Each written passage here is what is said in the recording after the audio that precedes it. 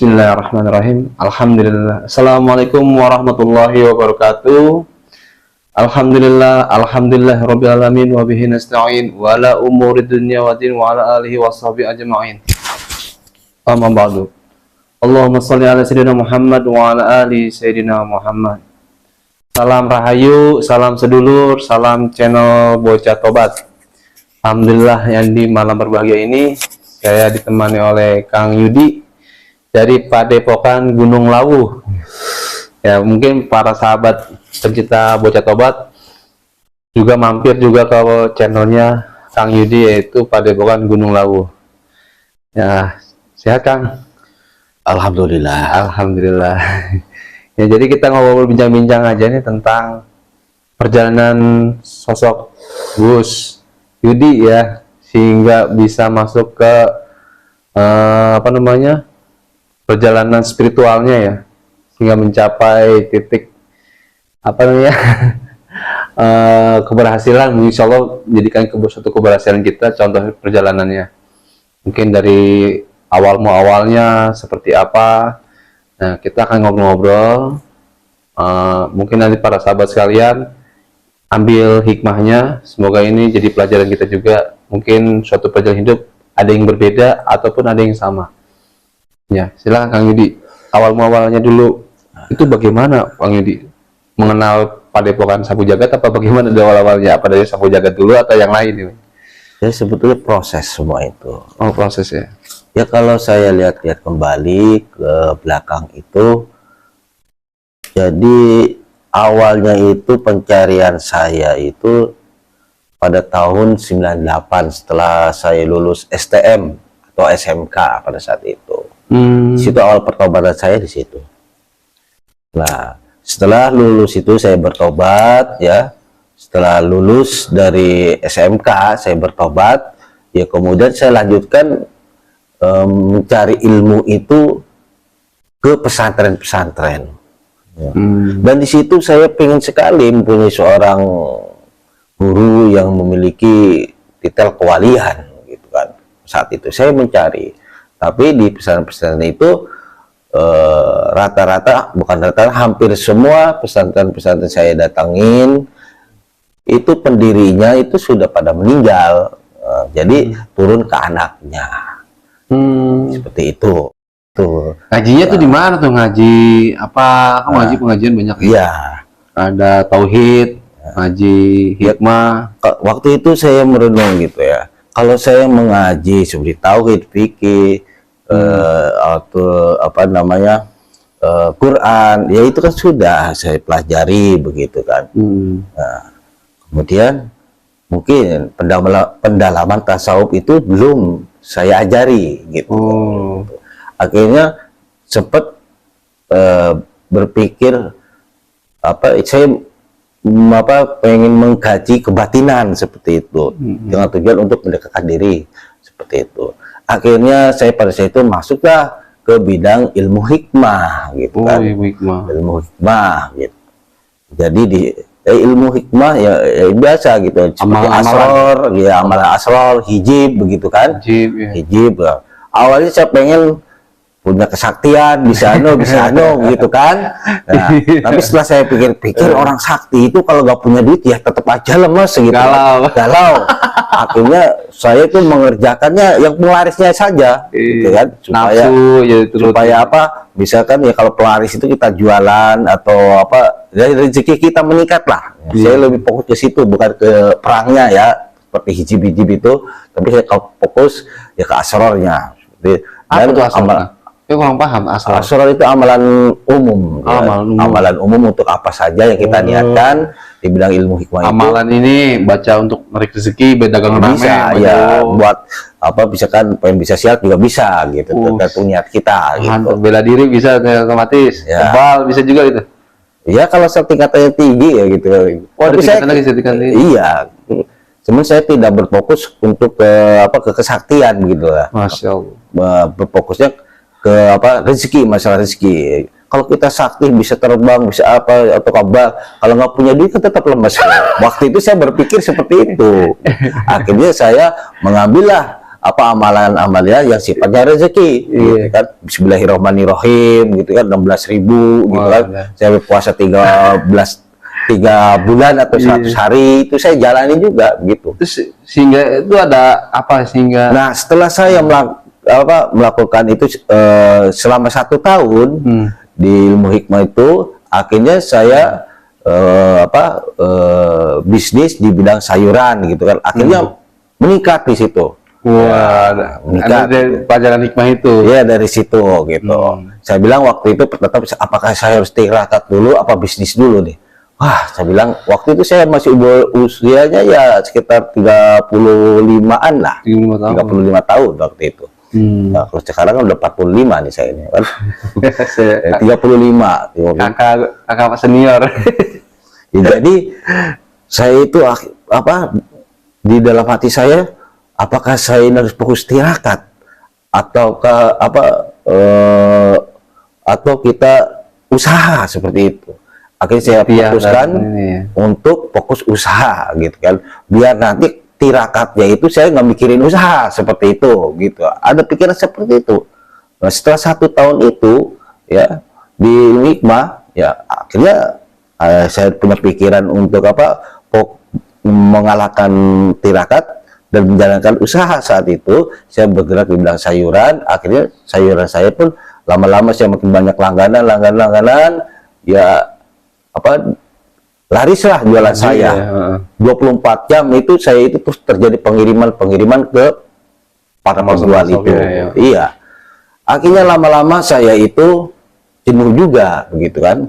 Ya, kenapa? Karena setelah dikasih lari itu, masa saya hidup hanya seperti ini, ada kehampaan, gitu kan. Iya. Ada kehampaan. Nah, di situ mulai adanya di awal-awal 2015 ada kehampaan. Ya, setelah itu di 2015 itu saya mulai merasa hampa, masa hidup harus seperti ini, itu begitu. bisnis lagi kencang-kencangnya. Iya, lagi kencang-kencangnya. Masih hampa juga ya. Kenapa? Karena kita itu tidak punya kebahagiaan batiniah. Oh, ya, Masya Allah. Ya, kalau misalkan ekonomi, ya kita tercukupi, gitu. Tapi masa kita hidup hanya untuk, jadi 24 jam itu bangun tidur kita ingat kerjaan, mau tidur juga ingat kerjaan. Sampai-sampai kita silaturahmi ini tuh nggak bisa. Tadi kita sudah terikat kerjaan, walaupun usaha sendiri, tapi kan kita itu waktu itu saya itu harus mengirim, gitu kan, sayuran itu ke pelanggan itu sesuai dengan waktu yang ditentukan karena ingin digunakan. Jadi terikat. Hablum minannas terus ya. Iya. Kapan hablum minallahnya? Ya, jadi ya sholat aja hanya 5 waktu. Sholat tetap saya jalani hanya 5 waktu saja, gitu kan. 5 waktu saya jalani. Alhamdulillah masih bisa jalan ya. Gitu kan. Ya, akhirnya ada titik jenuh mulai 2017 lagi. Nah, di situ saya itu mendengar tentang cerita dari ustadz akhir zaman. Wah, siapa tuh saat itu? Ya, pertama yang saya dengar itu ceramahnya. Jadi kalau saya mendengar ceramah itu saya besarkan biar keluarga itu mendengarkan, seperti itu. Jadi sekalian menasihati keluarga, kan. Yang pertama itu Ustadz dari Padang itu Zulkifli. Nah, kan cerita akhir zaman. Nah, setelah itu kesininya ada Ustadz Rahmat Baikuni. Nah, kemudian setelah itu saya itu lagi dengar tentang masalah Toriko, gitu kan, dari Buya Uci, ya singkat aja seperti itu ya. Buya Uci yang sudah almarhum, Buya Uci, dia banyak cerita tentang Toriko. Kemudian saya dibangkitkan kembali, gitu, tentang Toriko. Wah, ini Toriko itu ajaran sesuai dengan agama kita, gitu kan. Nah, jadi bukan ajaran sesat, gitu kan. Nah, di situ saya sering mendengarkan, seperti biasa suaranya itu saya keraskan, saya kencangkan, gitu kan,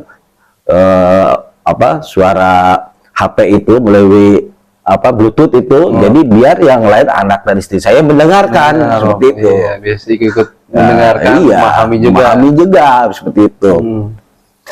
Setelah itu baru saya ada keinginan untuk bertoriko, seperti itu.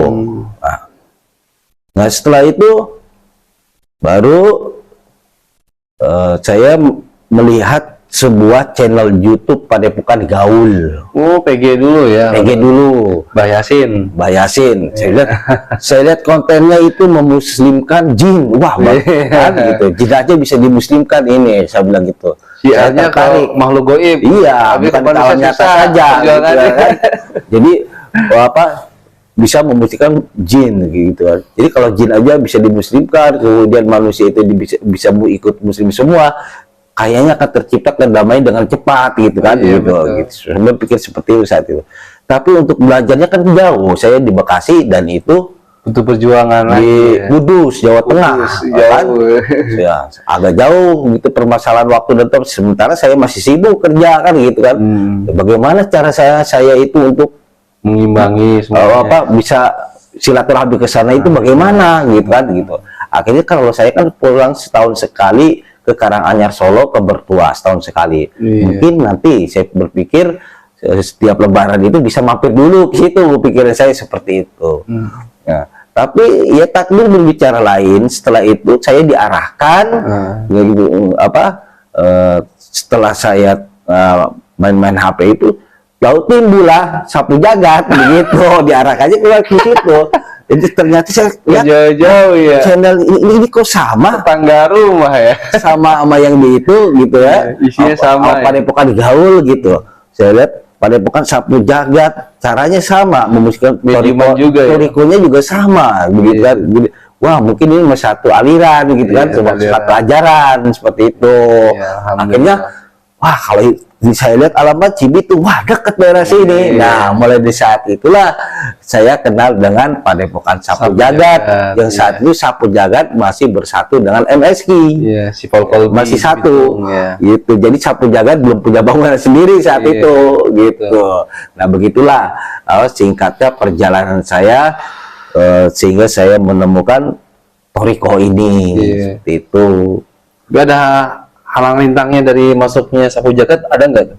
Ada dalam diri. Iya, godaan apaan itu? Saya itu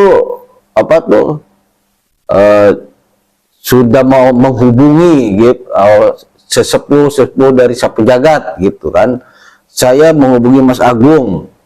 Kemudian dari Mas Agung itu belum saya datang ke tempat gitu kan, ke majlis belum, tapi saya menghubungi dari Mas Agung, dilempar ke Pak Adi. Kan? Nah, pas itu dari Pak Andi, waktu itu Pak Andi kalau nggak salah dia pulang kampung ke Purwokerto.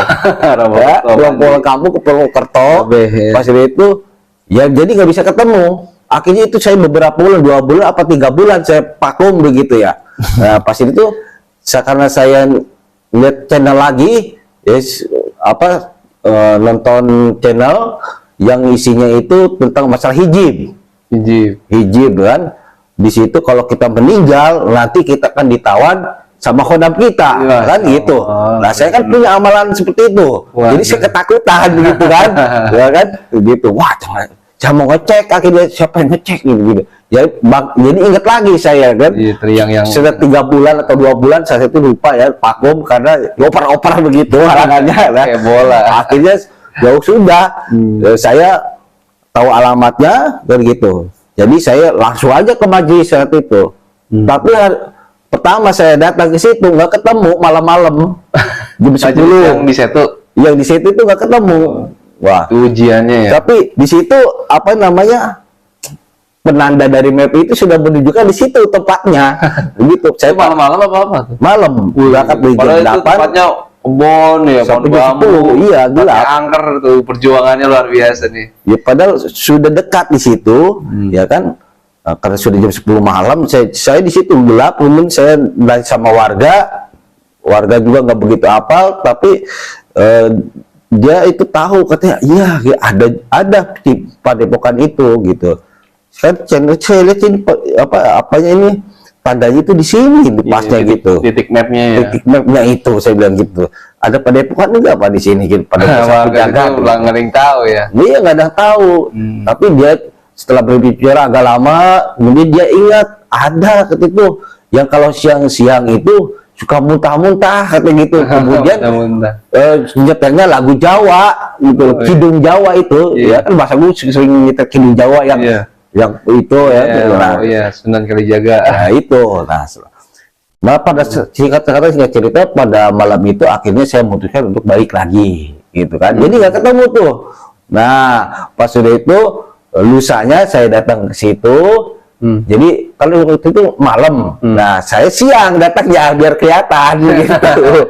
Akhirnya siang itu saya datang ke majelis MSQ dan ketemulah majelis MSQ itu, gitu ya.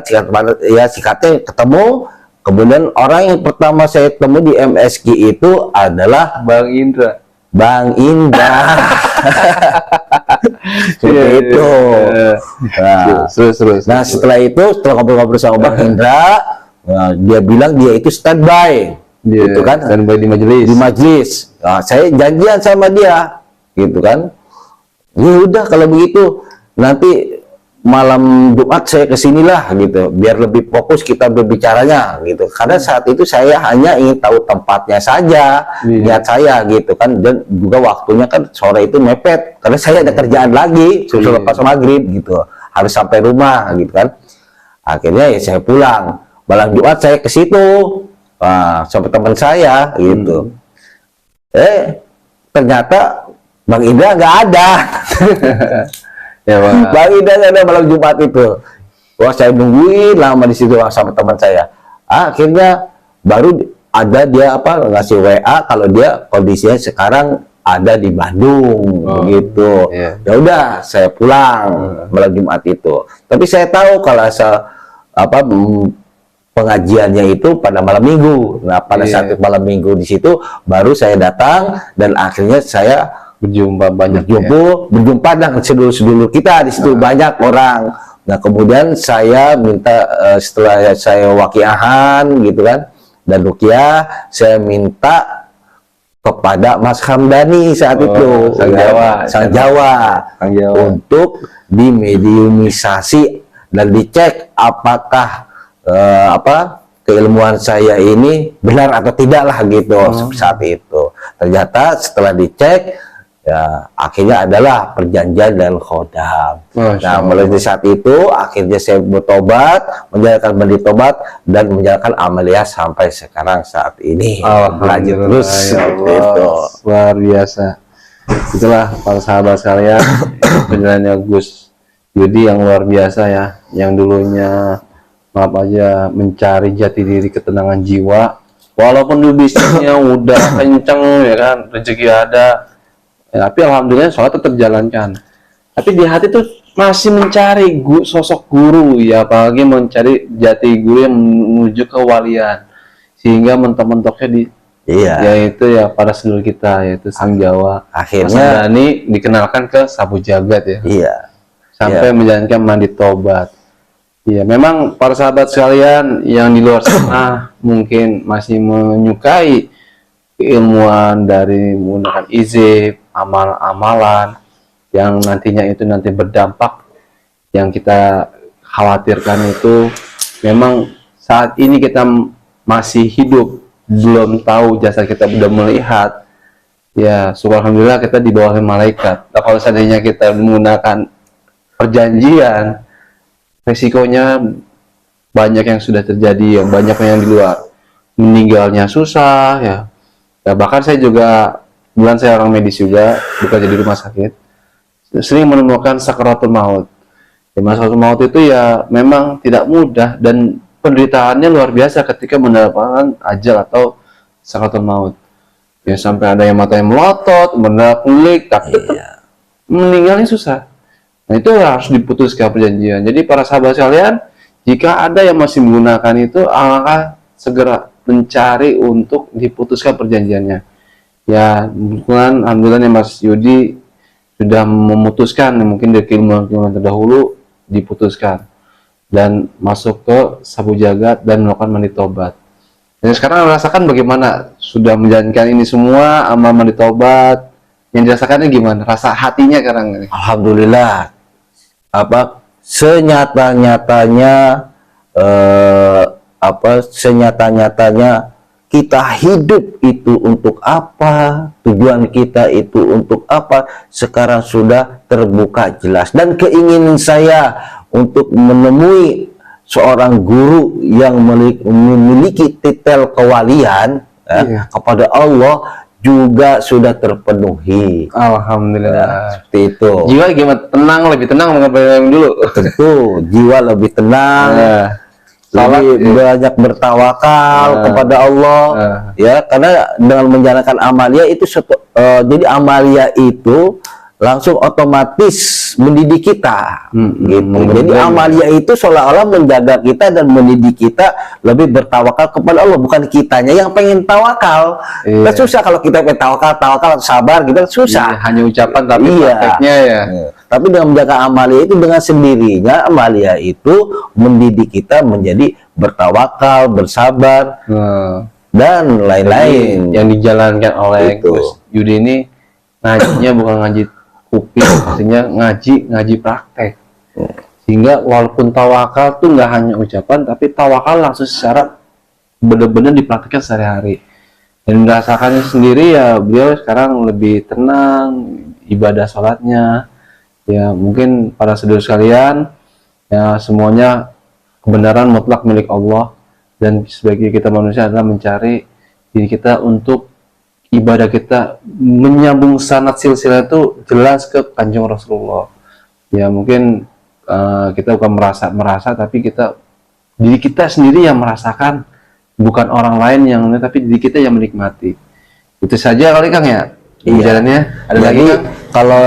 kalau suatu amalia itu bersanad, ngepeknya itu ke diri sendiri. Jadi kita bisa merasakan.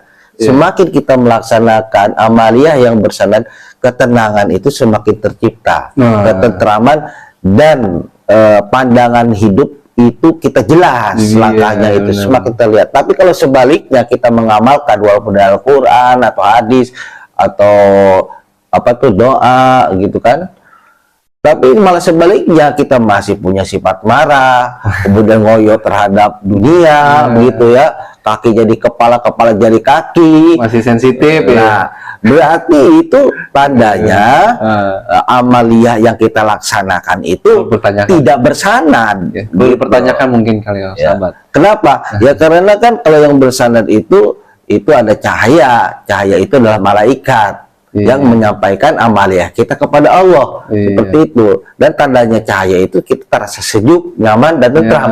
Makanya kan di dalam Al-Qur'an kan ada, berzikirlah kamu, karena sesungguhnya dengan berzikir itu dapat menenteramkan hati. Ala bidzikrillah tatmainnul qulub. Kan gitu kan? Nah, masa Allah bohong begitu? Tapi kita berzikir apa dengan doa, sholawat, malah kita itu panas, emosi timbul. Kalau istri marah kita nggak mau mengalah, malah tambah ini marah kan, tambah kenceng. Berarti nggak ada efeknya jikiran-jikiran kita alami, malah tambah panas. Berarti sumbernya itu bukan dari cahaya, malah sebaliknya, malah ditipu ya. Nah, itu merasa tandanya dirinya seperti itu. Merasa ini udah jalan bener, bakal ini malah resiko malah hati kita merasa resah, gelisah, susah, payah. Emangnya Allah itu bikin kita susah, bikin kita pusing kan? Tidak. Terus kenapa kita terjadi seperti itu padahal kita berzikir? Berarti bukan kemasukan malaikat itu yang itu sifatnya cahaya gitu kan, sifatnya cahaya itu, tapi justru sebaliknya mungkin. Kenapa? Ya karena tadi ya, karena tidak bersanad menyambung ke Rasulnya. Itu. Alhamdulillah, ini luar biasa komunikasi ini, pembicaraan ini sangat-sangat, artinya makna hidup kita tuh bisa ketemu titik terangnya ya. Mungkin teman-teman atau sahabat-sahabat mencari ketenangannya sosok guru ya, karena kita bukan berarti kita tuh ngajinya tuh bukan ngaji telinga atau hanya, tapi kita benar-benar dibimbing secara batinnya dan rohaninya dengan secara praktik ya. Itu mungkin itu aja kali Kang ya. Sang Kiai Rasulullah SAW diutus ke dunia bukan sekadar menyampaikan kebenaran dari sisi Allah atau hanya menyampaikan hukum-hukum yang dibolehkan atau dilarang oleh Allah. Tujuan lebih hakiki dari keberadaan Nabi adalah agar manusia bisa mengenal Allah dan merasakan kehadirannya dalam setiap saat. Rasul adalah pembawa wasilah dari sisi Allah dan melalui wasilah itulah manusia bisa berkomunikasi dengan Allah. Surat Al-Maidah 35 mewajibkan seluruh orang beriman untuk mencari wasilah agar menemukan kemenangan di dunia dan akhirat. Wasilah bukanlah amal ibadah salat, puasa, zakat seperti yang ditafsirkan secara syariat, karena seluruh amal ibadah hanyalah bentuk dari proses penyembahan terhadap Allah. Salat, puasa dan lain-lain hanya akan menjadi ritual hampa, menjadi tradisi dan budaya saja kalau tidak mempunyai ruh dari ibadah itu sendiri. Ibadah mempunyai unsur zahiriyah dan batiniyah dan keduanya harus ada agar ibadah diterima di sisi Allah. Secara zahir anggota badan kita harus mengikuti aturan-aturan yang telah disampaikan Allah kepada Rasul-Nya tanpa melebihkan dan menguranginya. Aturan itu sudah menjadi standar sebagai contoh bentuk gerakan salat, jumlah rakaat salat, aturan-aturan puasa, itu semua sudah baku dan tidak bisa ditambah atau dikurangi. Di samping aturan aspek zahir, ibadah memiliki aspek batin dan ini merupakan hal yang sangat pokok. Fisik manusia harus diajarkan cara menyebut nama Allah, begitu pula rohani manusia harus diajarkan cara menyebut nama Allah. Di dunia ini sangat banyak orang yang bisa mengajarkan cara fisik manusia untuk menyebut nama Allah. Dalam hal ini kita tidak kekurangan guru, akan tetapi guru yang bisa mengajarkan rohani kita untuk menyebut nama Allah itu sangat langka. Fisik manusia bisa diajarkan oleh guru fisik, gerakan salat, aturan puasa dan lain sebagainya. Sementara rohani manusia harus diajarkan oleh rohani pula. Tidak mungkin rohani manusia diajarkan oleh guru jasmani. Keduanya mempunyai unsur dan sifat yang berbeda. Rohani manusia diajarkan oleh rohani Rasulullah SAW yang telah berisi kalimah Allah yang berasal dari sisi Allah. Unsur kalimah Allah yang ada dalam diri Muhammad bin Abdullah inilah yang menyebabkan pangkat beliau bisa menjadi Rasul. Nur Allah yang diberikan kepada Rasul dan orang-orang yang dikehendakinya itulah yang kemudian disebut sebagai wasilah. Disinilah sebenarnya letak perbedaan antara pengamal tarekat, tasawuf dengan orang yang hanya memahami Islam secara syariat saja. Pengamal tarekat untuk bisa menapaki jalan berguru terlebih dulu memahami dan menjalankan aturan-aturan Allah yang kita sebut syariat dan aturan itu akan tetap dilaksanakan seterusnya. Pelaksanaan syariat oleh pengamal tarekat tidak lagi hanya sekadar memenuhi kewajiban ibadah akan tetapi mereka sudah masuk kepada alam hakikat dari ibadah itu sendiri. Untuk bisa menyelami samudera hakikat yang maha luas, diperlukan seorang pembimbing yang ahli di bidangnya agar tidak tersesat dan pembimbing ini dikenal sebagai guru mursyid. Dalam khazanah ilmu tasawuf guru mursyid mempunyai peranan besar dalam membentuk hierarki manusia untuk sampai ke tingkat realisasi tertinggi dalam menempuh perjalanan spiritual. Karena dimensi Al-Quran telah tertanam dalam dirinya. Hanya saja persoalan ini jarang dikupas dan diteliti lebih dalam sehingga masih menjadi sebuah misteri dalam kehidupan manusia. Bahkan pemuka agama sekalipun banyak yang belum mengetahuinya. Guru mursyid hanya dimengerti oleh hati yang terbuka dan jiwa yang telah disucikan. Predikat mulia yang diberikan secara khusus oleh Allah kepada manusia pilihan ini sebenarnya secara gamblang telah disebutkan dalam Al-Quran Surah Al-Kahfi ayat 17 dengan sebutan, Waliyam Mursyida, artinya wali yang mursyid. Kata, wali, di sini dalam versi kaum sufi diartikan sebagai figure manusia suci, pemimpin rohani, manusia yang sangat taat beribadah kepada Allah dan Rasul-Nya. Sedangkan kata mursyid diartikan sebagai nur ilahi, cahaya ilahi, atau energi ilahi. Cahaya di atas cahaya, Tuhan akan menuntun kepada cahayanya, siapa yang dikehendakinya. Qs. An-Nur 35. Jadi hakikat mursyid itu tidak berwujud, akan tetapi setelah masuk ke dalam rumah wujud berulah ia memiliki wujud. Maka nur ilahi atau energi ilahi yang telah mewujud dalam rohani sang guru itulah yang disebut dengan waliyam mursyida. Dan mursyid itu tidak banyak, yang banyak adalah badan ragawi yang disinggahi, hanya penampakan fisiknya. Ibarat pancaran sinar matahari yang masuk ke berbagai lobang, kelihatan banyak tetapi hakikatiah hanya satu, sinar itu juga. Kata nur cahaya, yang bermakna mursyid, tidak diartikan sebagai cahaya dalam pengertian bahasa. Mursyid sendiri berasal dari kata irsyad, yang artinya petunjuk. Petunjuk yang bersumber dari nur ilahi. Jika kata irsyad ditambahkan mim di depannya maka petunjuk tersebut terdapat pada sesuatu, dimikili oleh sesuatu. Maka, mim, harus diartikan sebagai seseorang yang memegang kualitas irsyad. Karena kata waliyam mursyida dalam surah Al-Kahfi ayat 17 secara umum diartikan sebagai pemimpin, maka di zaman sekarang pemimpin organisasi yang tidak ada hubungan dengan tasawuf diberi gelar mursyid, atau ada orang yang nama pribadinya itu mursyid. Karena mursyid hakikat adalah nur Allah, maka orang yang kita sebut guru mursyid itu benar-benar mempunyai kualitas sempurna sebagai pembawa wasilah dari Allah berubah nur Allah bukan sekedar gelar saja. Begitu langkahnya guru mursyid yang benar-benar memenuhi kualifikasi sebagai mursyid sehingga Imam Al-Ghazali mengatakan, menemukan guru mursyid itu lebih mudah menemukan sebatang jarum yang disembunyikan di padang pasir yang gelap gulita.